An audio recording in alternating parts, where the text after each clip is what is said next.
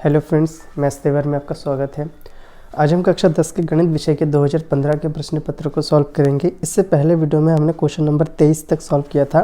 आज हम question number 24 से आगे के प्रश्नों को सॉल्व करेंगे।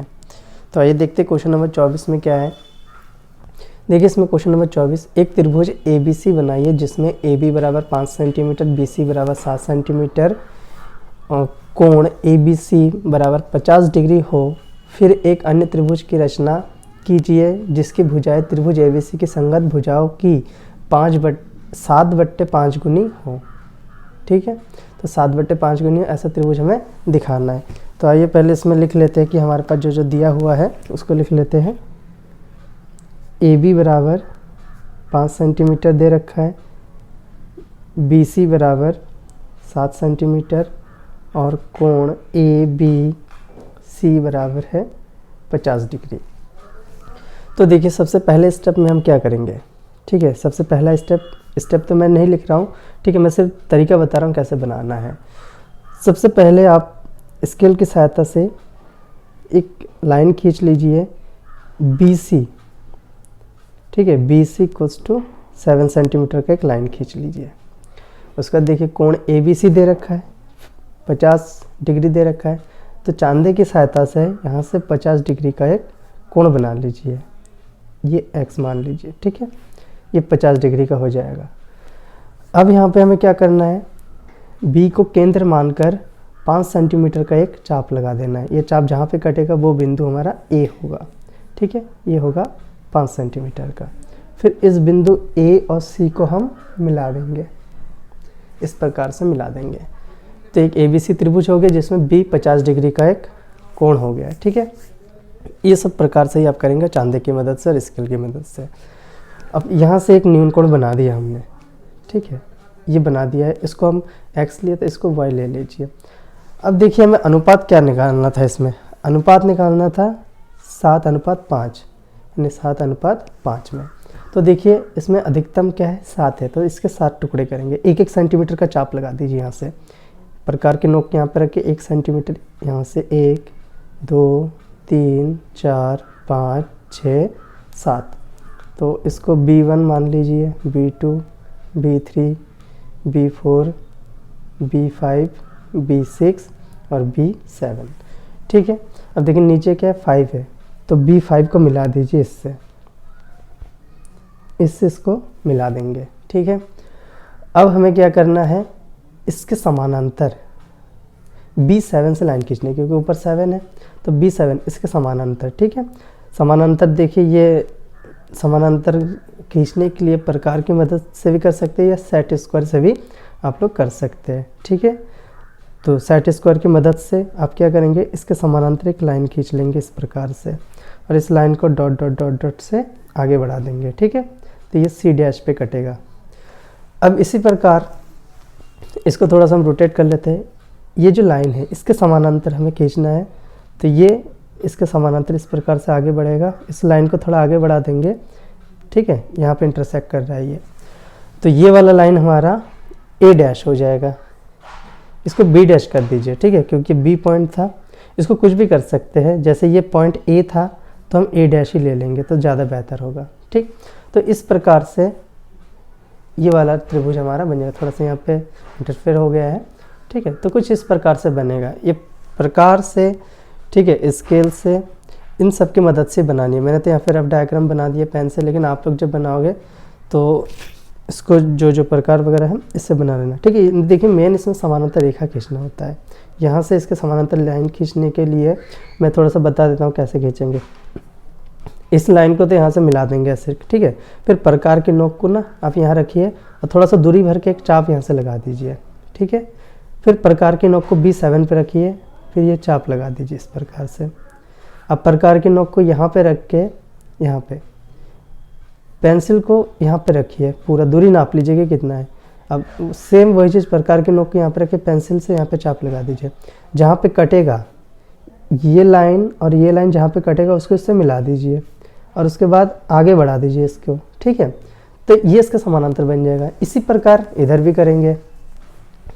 प्रकार के नोक को यहाँ पे रख के दूरी भर के चाप लगा देंगे। ठीक है, कितनी भी दूरी ले सकते हैं। फिर वही दूरी प्रकार की नोक यहाँ पे रख के यहाँ पे लगा देंगे। ठीक, अब प्रकार की नोक को यहाँ पे रखिए और पेंसिल को यहाँ पे रखिए, दूरी नाप लेंगे। अब प्रकार की नोक को रख के जितना दूरी था ऐसे चाप लगा दीजिए। तो ये जहाँ पे कटेगा इन दोनों को मिला दीजिए और इसको आगे बढ़ा दीजिए। ठीक है, और इस लाइन को भी आगे बढ़ा देना है जहाँ पे कटेगा। तो ये त्रिभुज हमारा बन जाएगा 7:5 में। तो इस प्रकार से इसको बनाएंगे। अगला क्वेश्चन है क्वेश्चन नंबर 25। इसमें देखिए क्या कह रहा है, चित्र में ओ केंद्र वाले वृत्त के एक चतुर्थांश OPBQ के अंतर्गत एक वर्ग OABC बना हुआ है। ठीक है, ये जो चित्र है इसकी बात की जा रही है। तो इसमें बोला है कि यदि OA बराबर 20 सेंटीमीटर है, छायांकित भाग का क्षेत्रफल ज्ञात कीजिए, पाई का मान 3.14 लीजिए। ठीक है, तो देखिए ये जो चित्र बना हुआ है एक ये चतुर्थांश है, OPBQ एक चतुर्थांश है, उसमें OABC एक वर्ग है। तो ये जो छायांकित भाग है इसका क्षेत्रफल हमें निकालना है। ठीक है, तो इसको निकालते हैं। तो देखिए हमने चित्र बना लिया है। तो देखिए सबसे पहले हमारा कॉन्सेप्ट क्या लगेगा, यहाँ पे कॉन्सेप्ट ये लगेगा कि अगर हम इस चतुर्थांश में से, ठीक है, जो चतुर्थांश है इसमें से अगर वर्ग के क्षेत्रफल, देखिए वर्ग है, ये 20, ये भी 20 हो जाएगा, ये भी 20 हो जाएगा। वर्ग के क्षेत्रफल को अगर माइनस कर देंगे तो छायांकित भाग रह जाएगा। ठीक है, कहने का मतलब ये है कि अगर चतुर्थांश में से वर्ग को हम निकाल देंगे तो ये दोनों हिस्सा बचेगा। ठीक है, तो चतुर्थांश का क्षेत्रफल निकालने के लिए देखिए क्या होता है, चतुर्थांश में 90 डिग्री बनता है तो θ/360 वाला फार्मूला आ जाएगा। तो यहाँ पे 90/360 पाई r² हो जाएगा। तो देखिए यहाँ पे हमारा त्रिज्या नहीं है क्योंकि यहाँ से यहाँ तक की दूरी है, यहाँ से यहाँ तक की दूरी अगर होती तो त्रिज्या होता। तो दूरी तो हमारे पास त्रिज्या नहीं है, तो हम क्या करेंगे, इसको इससे मिला देंगे ये वाला, तो ये त्रिज्या का काम करेगा। ठीक है, लेकिन ये इस वर्ग के लिए विकर्ण का काम कर रहा है। ठीक, तो अब ये जो त्रिभुज है OAB इसके लिए ये कर्ण का काम कर रहा है। ठीक है, और यहाँ से यहाँ तक 90 है ये। तो देखिए हम क्या करेंगे, यहाँ पे लिखेंगे त्रिभुज OAB में पाइथागोरस प्रमेय से, पाइथागोरस प्रमेय से। ठीक है, पाइथागोरस प्रमेय में कर्ण का स्क्वायर बराबर आधार का स्क्वायर प्लस लंब का स्क्वायर। तो कर्ण का स्क्वायर यानी OB का स्क्वायर, आधार का स्क्वायर OA स्क्वायर, लंब का स्क्वायर AB स्क्वायर। इसको सॉल्व करते हैं। OB स्क्वायर हमें निकालना है ये। ठीक है, OA की जगह 20 रखेंगे तो 20 का स्क्वायर प्लस AB, ये भी 20 है। ठीक है, तो OB स्क्वायर बराबर, इसको सॉल्व कर लेते हैं, यहाँ पे 400 प्लस 400। ठीक है, तो OB स्क्वायर बराबर, यहाँ से इसको सॉल्व करके क्या आ जाएगा हमारा 800 आ जाएगा। अब OB बराबर स्क्वायर रूट आ जाएगा 800 पे। तो देखिए OB बराबर हो जाएगा हमारा, इसको थोड़ा सा मैं अंदर सॉल्व कर देता हूँ। ठीक है, यहाँ पे देखिए हम 8 गुणा 100 लिख सकते हैं ना इसको, और 8 को हम क्या लिख सकते हैं, 2 गुणा 2 गुणा 2 लिख सकते हैं, और यहाँ पे 100 को 10 गुणा 10 भी लिख सकते हैं। ठीक है, ये कॉन्सेप्ट है, सब अपने हिसाब से करते हैं। इसका जोड़ा बन गया, इसका भी जोड़ा बन गया है, तो इसका जोड़ा बन गया तो 2 आ जाएगा, 10 का जोड़ा बन गया तो 10 आ जाएगा, रूट 2 यहाँ पे रह जाएगा। तो यहाँ पे 10 दूनी 20 रूट 2, यानी OB बराबर ये आ जाएगा 20√2। ठीक है, यहाँ पे हम शॉर्ट में भी कर सकते थे। देखिए यहाँ पे 20 दोनों का सेम है, तो यहाँ पे क्या करेंगे, हम 20 को बाहर ले लेंगे और √2 बचेगा। देखिए कॉन्सेप्ट ये वाला, मैं थोड़ा सा बेसिक भी बता देते हैं उसको।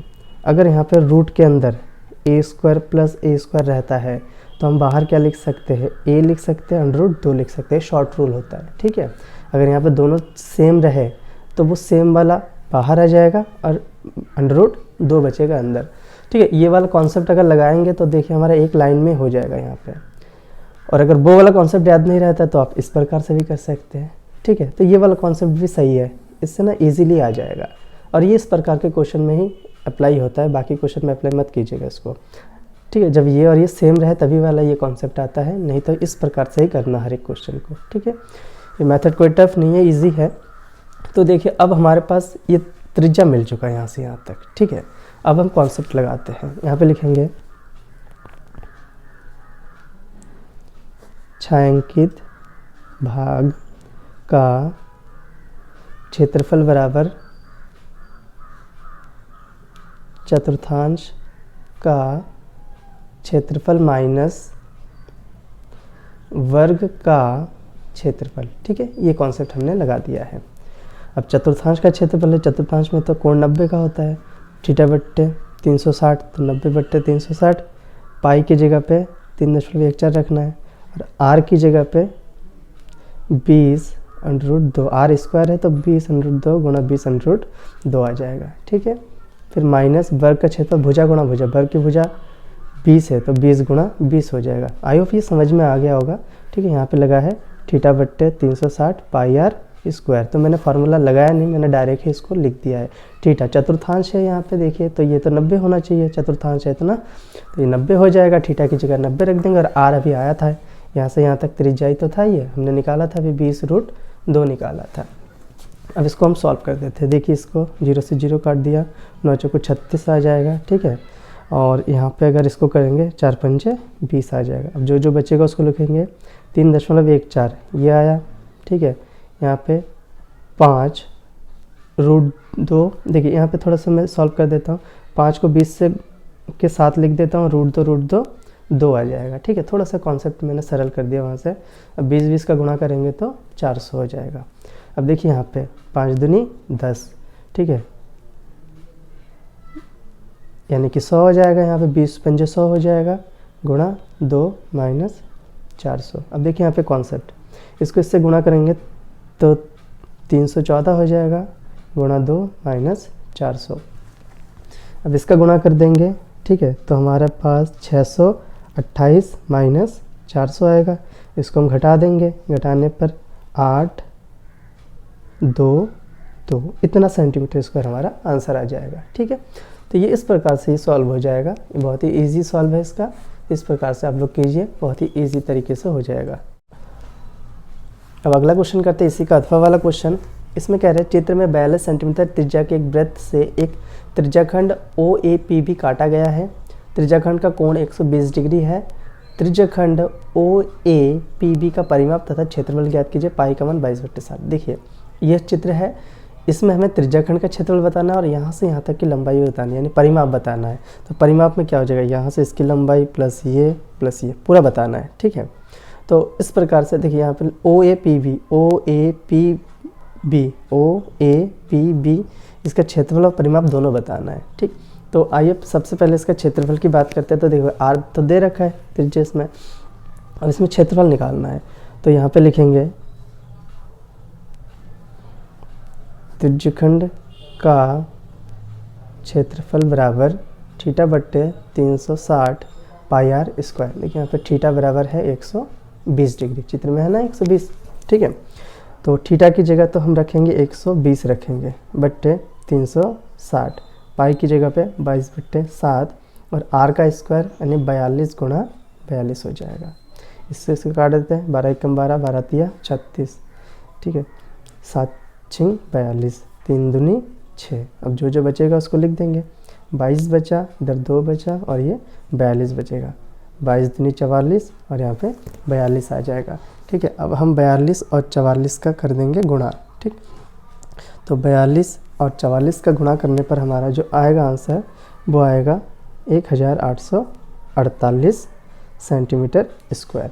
ठीक है, तो ये तो था इसका त्रिज्यखंड का क्षेत्रफल। अब परिमाप, ठीक है, यहाँ पे लिखेंगे OAPB का परिमाप।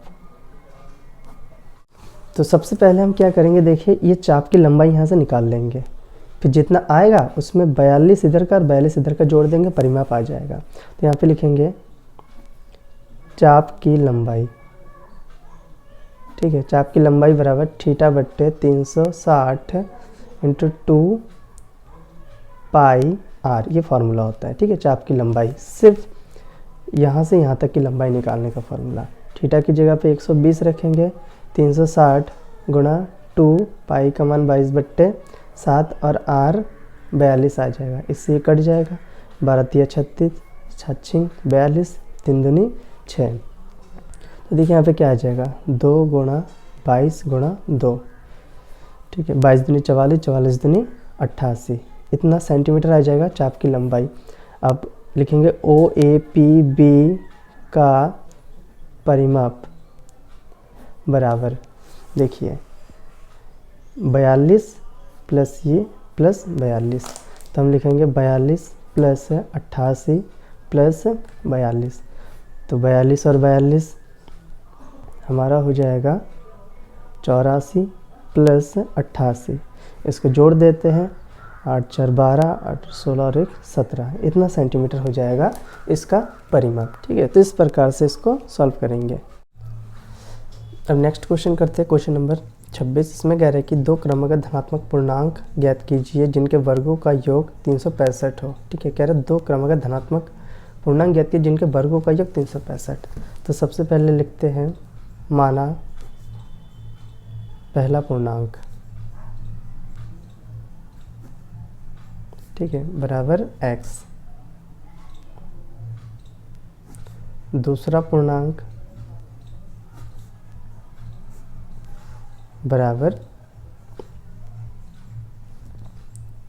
x प्लस 1 हो जाएगा। ठीक है, जैसे देखिए यहाँ पे 1 2 3 4 डॉट डॉट डॉट ये सभी पूर्णांक है, तो अगर मैं इसको x मानता हूँ तो इससे अगला वाला पद आने के लिए, यानी इसके बाद वाला पद आने के लिए इसमें 1 जोड़ेंगे तभी तो 2 आएगा, तो इसलिए ये x अगर है तो ये x प्लस 1 है। ठीक है, तो इस प्रकार से x प्लस 1 लेंगे। अब यहाँ पे लिखेंगे प्रश्नानुसार।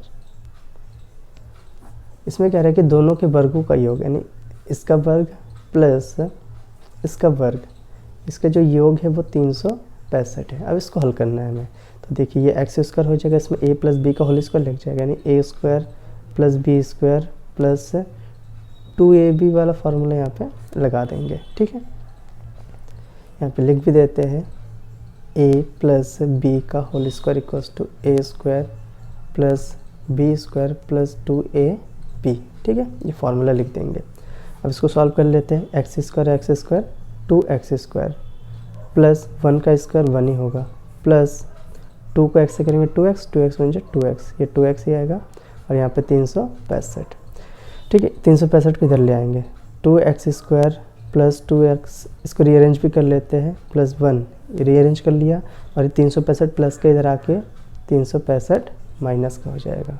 ठीक है, ये हो जाएगा। इसको अब सॉल्व करते हैं, 2x square plus 2x plus minus minus, यानी 365 में से 1 घटाएंगे 364 आएगा। बड़ी संख्या 365 है तो माइनस है, इसलिए माइनस आया।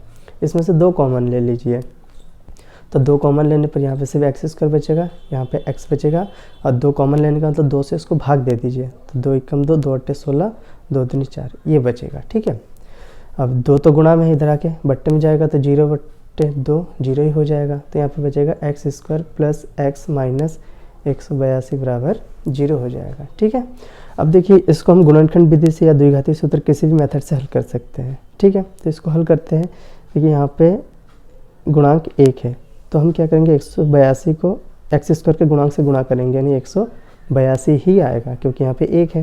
इसको 2 से करते हैं, 2 × 18, 2 एकम 2, 7 एकम 7, 7 या 21, 13 एकम 13, तो हमारे जो गुणनखंड आया 2 × 7 × 13 × 1 आया। अब देखिए यहाँ पे माइनस है ना, तो यानी घटा के इस गुणनखंड को किस प्रकार घटाए कि 1 आए। तो देखिए 7 दूनी 14, 13 एकम 13, यानी 14 में से 13 घटाएंगे तो 1 आ जाएगा, यानी इस 1 की जगह पे ये रखना है, 14 माइनस 13। तो यहाँ पे लिखेंगे एक्स स्क्वायर माइनस प्लस आ जाएगा, क्योंकि प्लस है, और यहाँ पे 14 माइनस 13 x माइनस 182 बराबर 0। इसमें एक्स स्क्वायर देखिए प्लस प्लस प्लस हो जाएगा 14, और ये x ब्रैकेट यहाँ पे ओपन कर रहे हैं इसलिए। ठीक है, प्लस माइनस माइनस 13, और ये x आ जाएगा, माइनस का 182 बराबर 0। इसमें से कॉमन लेंगे और इसमें से कॉमन लेंगे, इसमें से x कॉमन आ जाएगा तो x प्लस 14 बचेगा, माइनस इसमें से 13 कॉमन लेंगे माइनस का, तो इसमें x प्लस 14 आ जाएगा। ठीक है, क्योंकि कॉमन लेने का मतलब है 13 से इसको भाग देना, तो देखिए 13 से 182 को भाग दीजिए, 14 आएगा। ठीक, अब देखिए दोनों सेम है, तो यहाँ पे x प्लस 14 ले लेंगे, x माइनस 13 आ जाएगा, इक्वल्स टू 0 आ जाएगा। अब एक बार x प्लस 14 इक्वल्स टू 0 ले लेंगे, एक बार x माइनस 13 इक्वल्स टू 0 लेंगे, तो x इक्वल्स टू माइनस का 14 आएगा, और यहाँ पे x इक्वल्स टू 13 आएगा प्लस का, तो यहाँ पे पॉजिटिव इंटीजर लेंगे। ठीक है, क्वेश्चन में एक बार देख लेते हैं क्या क्या कहा गया था। देखिए क्वेश्चन में कहा गया था धनात्मक पूर्णांक, इसलिए पॉजिटिव वाला लेंगे, नेगेटिव नहीं लेंगे। तो लिखेंगे अतः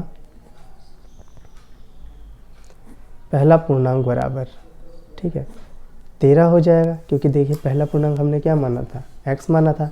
दूसरा पूर्णांक x+1, यहाँ पे लिखेंगे दूसरा पूर्णांक बराबर 13 + 1 यानी कि 14 हो जाएगा। ठीक है, तो इस प्रकार से इसको सॉल्व करेंगे। तो आज की वीडियो में इतना ही, धन्यवाद।